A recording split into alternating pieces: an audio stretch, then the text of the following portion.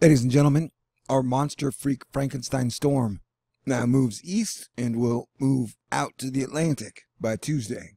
Everybody's predicting it the weekend, but it may still have a few severe storm aces up its sleeve. So be prepared. Storm ain't no joke, man.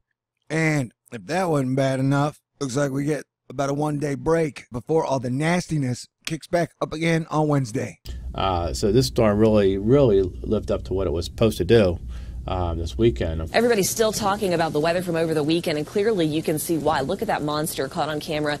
2 of the 4 tornadoes hit Canton, Texas on Saturday, where a car dealership along I-20 was destroyed. We had some really big-time flooding over the weekend. Parts of southwestern Missouri and northern Arkansas received up to 11 inches of rain. As we mentioned, the heavy rainfall led to destructive flash flooding from the Ozarks into the Mississippi Valley. Several rivers have already crested over record levels. I mean, we're talking records that have been standing for over 100 years in some spots. We're talking Missouri, northern Arkansas, parts of Illinois, Indiana, Oklahoma.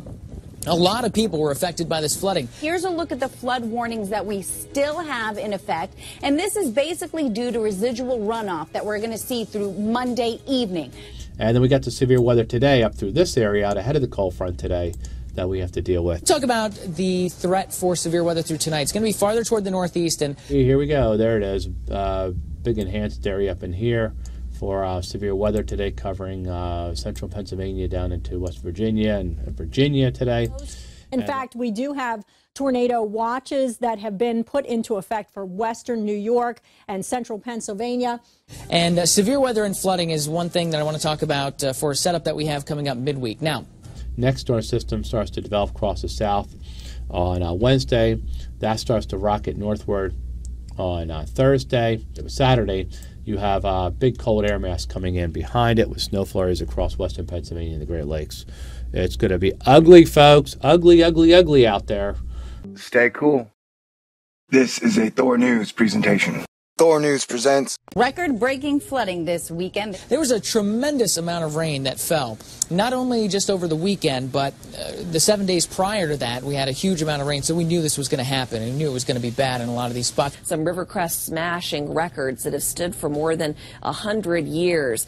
High levels like so many have never, ever seen. Then the rivers just continue to rise for the next several days, even after it stopped raining. And here's what we're looking at right now with these crests. So this is some of the worst of the rivers that we're looking at. 35 feet for the North Fork River in Missouri. The river flooding is going to be worsening in some areas through the rest of the week, with record or near record crests for a lot of locations. And we've still got flood warnings all over the place out there in the middle part of the United States. Warm, humid air is surging up out of the Gulf of Mexico and Florida right along the eastern seaboard. Storms intensify this evening. So you can see out ahead of that front, the red zone. There will be some very heavy thunderstorms raking eastward across New York State and eventually New England and all the way down into Virginia, reaching the I-95 corridor late Monday and Monday night. The widespread threat, the biggest concern here is going to be the damaging wind gust. And there is the possibility there could be some large hail as well. A few tornadoes could spin up here along this line as it charges eastward. Now, I want to start things off at 7 p.m. to show you what we can expect for the nighttime hours for the major cities along the I-95, New York, down to Philadelphia, D.C. So what we're going to see tomorrow is here comes that storm system moving eastward from Wisconsin. It's going to be moving into Ontario and then eventually into Quebec province. You can see it up here. And then this big sweep of winds will be bringing in a lot cooler air, somewhat unsettled up here across New England, New York State, northern Pennsylvania, north of Interstate 80, and across northern Ohio. There will be some showers. And this storm has done its nastiest damage, usually after about midnight. So we'll see what happens tonight. Well, it looks like it could be winding down. Thank God. Because I'm in the mood to think about something other than weather. And somebody asked, hey, what is that pink area in Mexico? And that is the pulse, man. That is where I believe it pulses from like Africa to here. Is it magma? Is it lava? Is it the sun? I don't know. Maybe we can figure it out. Yeah, that whole thing looks nasty. All right, peace out. Let's take a look at the big picture. You can see how the jet stream dips all the way southward here. A lot of cool air coming out of Canada in this area, the jet stream here in this kind of void area here. But look at this. Severe weather here is going to be a big problem across the Gulf of Mexico. All right, I know this storm is very serious and it has been deadly, but I gotta say, it looks like the jet stream is teabagging us. Is the jet stream teabagging us, bro? Well, you know, that's something that's going to be a question we're going to ask and answer every day right here on AccuWeather.com. Okay, I will do that. And I'd like to thank everybody at AccuWeather and the Weather Channel for the hard work in covering this story.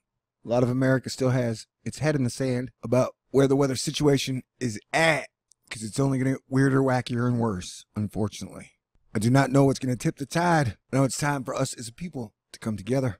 And I got to figure out how to talk about combating strategic flooding in a way that won't get Hydra all angry. And I would like to say that Thor News is a publicly funded news channel. So if you appreciate all the hard work that I've done pretty much nonstop from Friday to today, and we'll do it through the week, you can always donate money to PayPal to keep my electricity on and to keep this one-man show up and running. I appreciate all the help, all the support, and everybody who's got their mind in the game, because I can't save the world without you. I mean, hell, at this rate, I didn't know if I could save the world. Everyone's just arguing about dumb crap all the time. It's like, what the hell happened to you people? You remember the 90s? People were talking about world peace. Now it's 2017. Everyone's like, the whole world's going to end. Well, I don't need to plan for that, do I? If it's going to end, it's just going to end. Anywho, so I'll keep you guys updated. And I have another video out tomorrow because everybody's saying the river flooding is going to be bad. So in areas where there will be no rain, they will be getting a lot of flooding. It'll be like, surprise, it's flooding, even though it's not raining. That's not good. Anyway, stay cool, be cool. Yeah, I appreciate it. And I love you guys. Thanks for all the love and support. Talk to you soon. Spring is going to be delayed for a while as the big blocking patterns coming in. Probably the strongest blocking we've seen in months. The rains will be coming on back Tuesday night into Wednesday. This is the storm that's going to do it. It is off the northwest coast now. That's going to dive southeast. And by late Tuesday into Wednesday, rains will start breaking out. Watch it up toward the Denver area. So here we go again.